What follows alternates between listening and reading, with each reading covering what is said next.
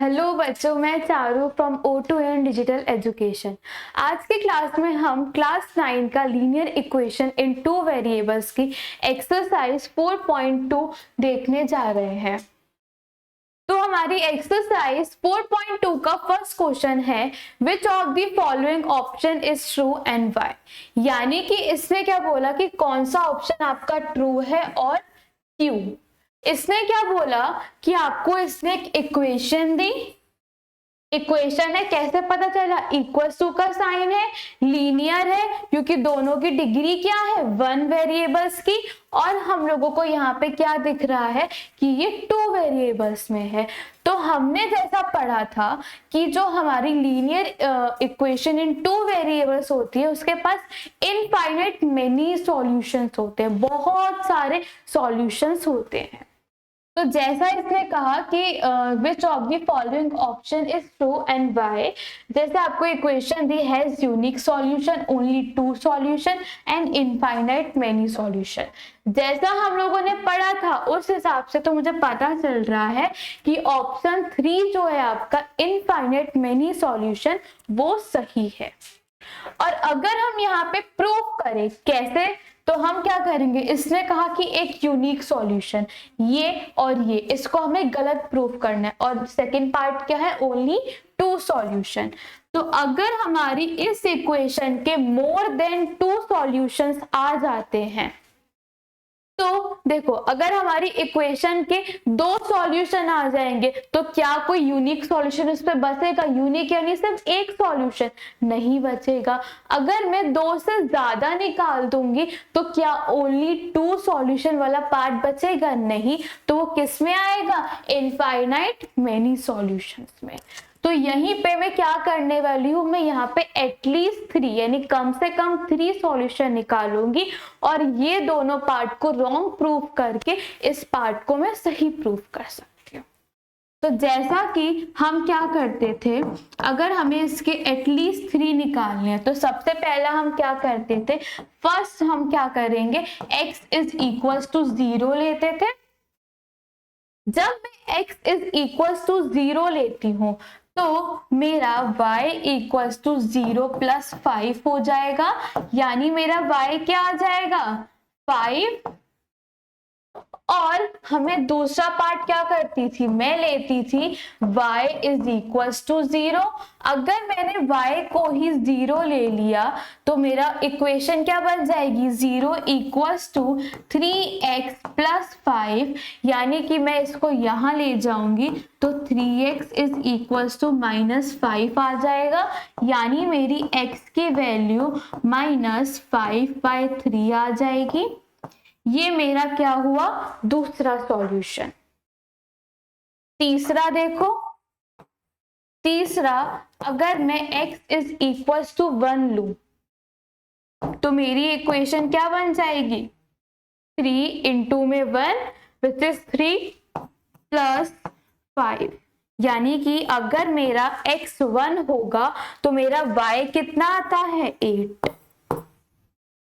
हम एक और निकाल लेते हैं अपना फोर्थ, विच इज अगर हम y इज इक्वल टू 1 लेते हैं, y यहाँ पे क्या है, 1 प्लस 5, यहां पर लेके जाओगे तो 3x इज इक्वल टू -4 हो जाएगा, यानी x इज इक्वल टू -4/3 मेरा आ गया।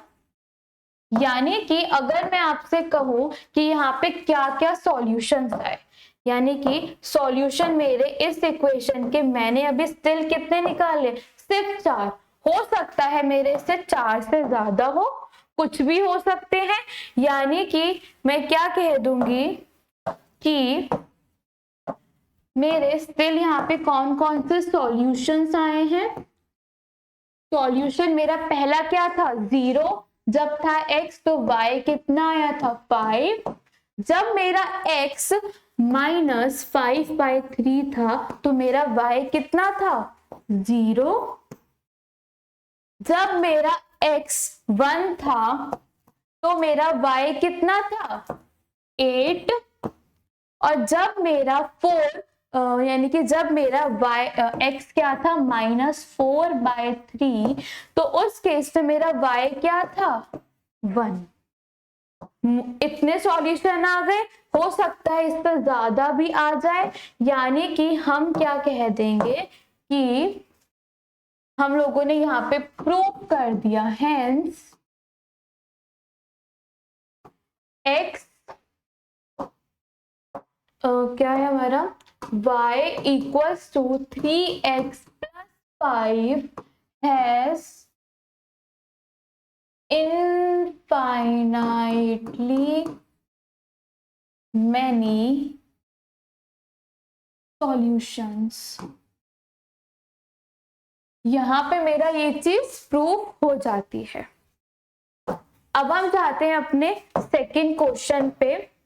सेकेंड क्वेश्चन कहता है right 4 solution for each of the following equation, यानी कि हमें इन सारी इक्वेशंस के 4 सॉल्यूशन निकालने हैं। सबसे पहली है हमारी 2x + y = 7। तो सबसे पहले क्या करेंगे, सबसे पहले हम x = 0 लेते हैं। अगर मेरा x 0 होता है तो ये पार्ट 0, यानी y किसके इक्वल आया 7 के।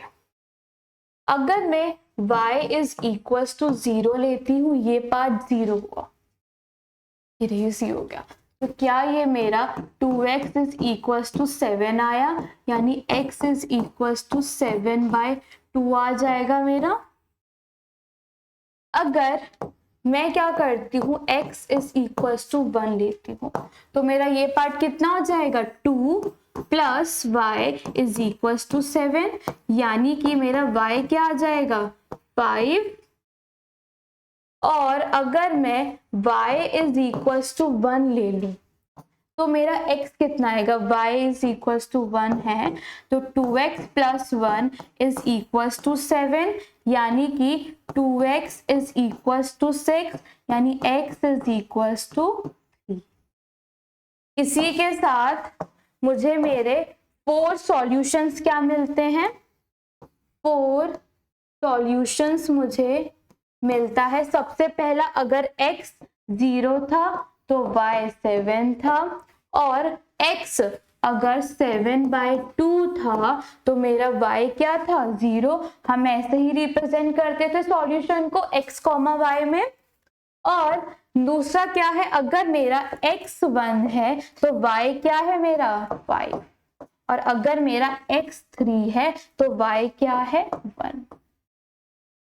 इसी तरह से हमारे 4 सॉल्यूशन आते हैं हमारी इस पार्ट के।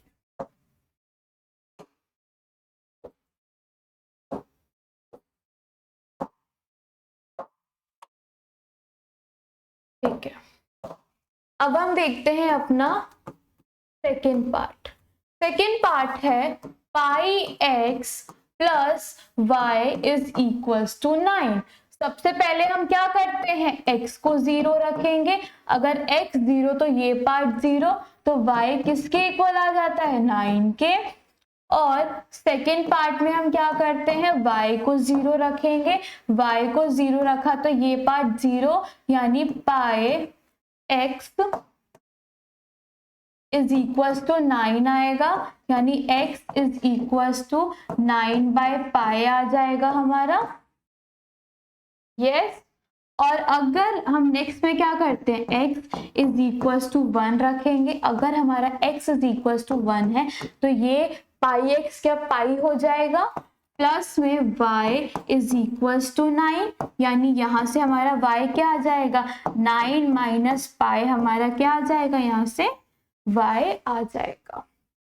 सेकेंड में हम क्या करते थे, y = 1 रखेंगे। जब हमने y = 1 रखा तो ये πx तो πx ही रहा, और यहाँ पे क्या आ गया 1 which is equals to 9, क्या यहाँ से πx = 8 आ गया, यानी x = 8/π हमारा आ गया। कब आया ये, जब हमारा y क्या था हमारा 1। तो इसी तरह से हमारे पास 4 सॉल्यूशंस क्या क्या आए। सबसे पहला, x अगर 0 था तो y कितना आया था 9, और अगर हमारा x क्या था 9/π था, तो उस केस में y क्या था हमारा 0, और अगर मेरा x 1 था तो मेरा y कितना आया था 9 - π आया था, और वहीं अगर मेरा x क्या था 8/π था तो मेरा y कितना था 1। इसी तरह से हमारे चारों सॉल्यूशन आते हैं। अब हम देखते हैं अपना third part, which is x is equals to 4π। यानी कि सबसे पहले हम क्या रखेंगे, हम रखते हैं x इज इक्वल्स टू 0। तो जब हमने x इज इक्वल्स टू 0 रखा तो ये पार्ट क्या हुआ 0 इज इक्वल्स टू 4y, यानी y is equals to 0। Same अगर आप 0 रखते हो, अगर y को 0 रखोगे तो x भी 0 आएगा। तो क्या ये यूनिक बना, मतलब डिफरेंट बना? नहीं। तो अब हम क्या करेंगे, x इज इक्वल्स टू 1। अगर x इज इक्वल्स टू 1 हो जाएगा, क्या ये आपकी इस तरह से इक्वेशन हो जाएगी। तो यहां से हमारा y 1/4 आ जाएगा, और अगर हमारा y इज इक्वल्स टू 1 हो जाए तो मेरा ये वाला पोर्शन कितना बन जाएगा 4, यानी x इज इक्वल्स टू कितना आएगा मेरा 4। कब? जब मेरा y क्या है 1। नेक्स्ट हम क्या रखते हैं, x इज इक्वल्स टू 2। अगर मैंने x इज इक्वल्स टू 2 रखा, यानी यहाँ पे क्या आया 2 इज इक्वल्स टू 4y। जब मैं 4 को यहां लेके जाऊंगी तो क्या मेरा y 1/2 आ जाएगा। इसी तरह से हमारे इस इक्वेशन के सॉल्यूशंस क्या बने, सॉल्यूशन बना सबसे पहला क्या, जब मेरा x 0 था y भी 0 था। जब मेरा x क्या था 1 तो y मेरा कितना था 1/4। जब मेरा x 4 था तो y कितना था 1, और जब मेरा x 2 था तो मेरा y कितना था 1/2। इसी तरह से हमारे पास 4 डिफरेंट सॉल्यूशंस आते हैं।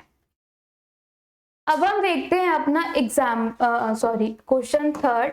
क्वेश्चन थर्ड क्या कहता है, check which of the following are the solution of the equation x - 2y is equals to 4 and which are not.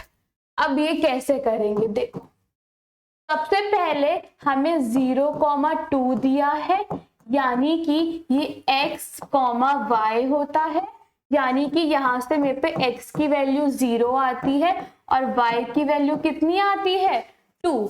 Equation हम लोग को क्या गिवन है, x - 2y is equals to 4। हम अपनी x और y की वैल्यू इसमें रखेंगे, और अगर हमारे पास 4 आता है यानी कि हम क्या कह देंगे कि ये हमारा 0,4 जो है हमारा वो सॉल्यूशन है हमारी इस इक्वेशन का।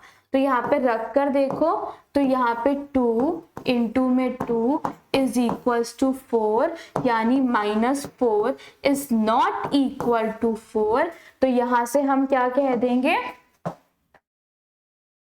हम कह देंगे therefore 0,2 is not solution of x - 2y is equals to 4।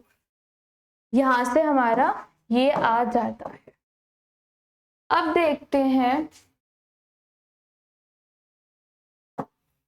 देखते हैं हम अपना नेक्स्ट पार्ट। नेक्स्ट पार्ट है हमारा 2,0। 2,0 यानी x, y होता है हमारा, यानी x की वैल्यू 2 आ गई और y की वैल्यू 0 आ गई।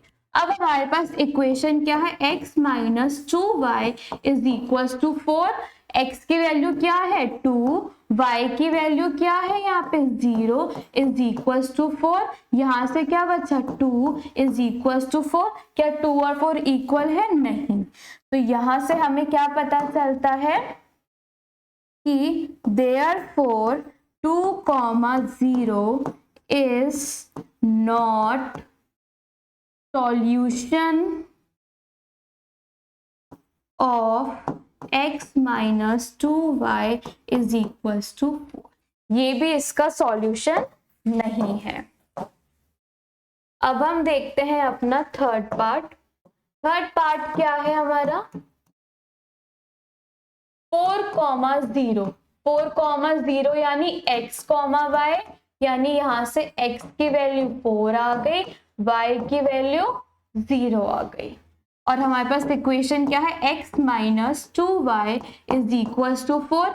x की वैल्यू रखेंगे 4 और 2y की वैल्यू 0 इज इक्वल्स टू 4, यानी क्या बचा ये पार्ट 0, यानी 4 इज इक्वल्स टू 4 आ गया। यानी कि अब हम यहाँ से क्या कह देंगे कि therefore 4, 0 is solution of x minus 2y equals to 4, क्योंकि ये 4 के ही इक्वल आ गया।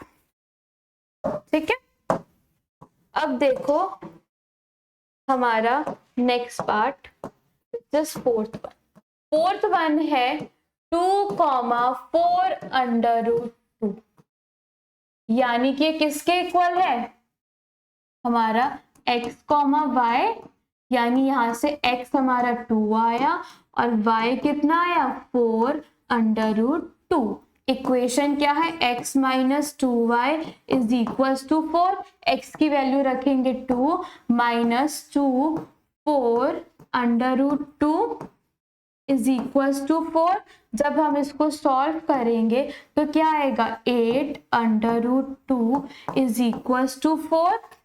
क्या ये किसी भी एंगल से आपको क्या दिख रहा है कि ये आपका 4 के इक्वल आ जाएगा? नहीं आएगा। ये पार्ट मेरा ग्रेटर है और ये पार्ट मेरा क्या है स्मॉलर है।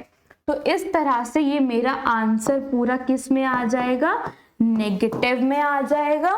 तो यानी कि हमारा जो ये वाला पार्ट है ये भी 4 के इक्वल नहीं है, क्योंकि ये प्लस का 4 है माइनस का 4 नहीं है। तो यहां से हमें क्या पता चलता है therefore 2, 4 under root 2 is not solution of x minus 2y is equals to 4। इसका ये भी सॉल्यूशन नहीं है। अब हम देखते हैं अपना फिफ्थ पार्ट। फिफ्थ पार्ट क्या है हमारा? फिफ्थ पार्ट है 1, 1 यानी कि is equals to x, y, यानी x की वैल्यू क्या आएगी 1 और y की भी 1। इक्वेशन क्या है हमारी x minus 2y is equals to 4। यहाँ पे रखकर देखो 1 2 into में 1 is equals to 4. This will become minus 1 which is not equals to 4. यानी कि मुझे यहाँ से क्या समझ आता है, मुझे यहाँ से ये चीज पता चलती है therefore 1, 1 is not solution of x minus 2y is equals to 4। ये भी इसका सॉल्यूशन नहीं है। इसी के साथ हमारा थर्ड क्वेश्चन कंप्लीट होता है। अब हम देखते हैं अपना फोर्थ क्वेश्चन, जो कि इस एक्सरसाइज का सबसे लास्ट क्वेश्चन है। वो कहता है find the value of x if x is equals to 2, यानी कि हमें x की वैल्यू कितनी दी है 2 and y is equals to 1, और ये सॉल्यूशन भी है, इसने ऑलरेडी गिवन करा है कि ये सॉल्यूशन है किसका आपकी 2x plus 3y equals to 1। यानी इक्वेशन क्या है 2x plus 3y is equals to के, ये आपकी इक्वेशन है और ये इसका सॉल्यूशन है। तो यहाँ पे अगर हम 2 की वैल्यू रख देंगे तो ऐसे 2 इंटू 2 प्लस 3 की y की वैल्यू क्या है 1 इज इक्वल्स टू के, यानी 2 2 ज़ा 4 प्लस 3 इज इक्वल्स टू के, यानी 7 इज इक्वल्स टू के, यानी के की वैल्यू क्या आ गई आपकी 7 आ गई। और यही हम लोगों को निकालनी थी। इसी के साथ हमारी ये एक्सरसाइज और ये चैप्टर खत्म होता है। Thank you.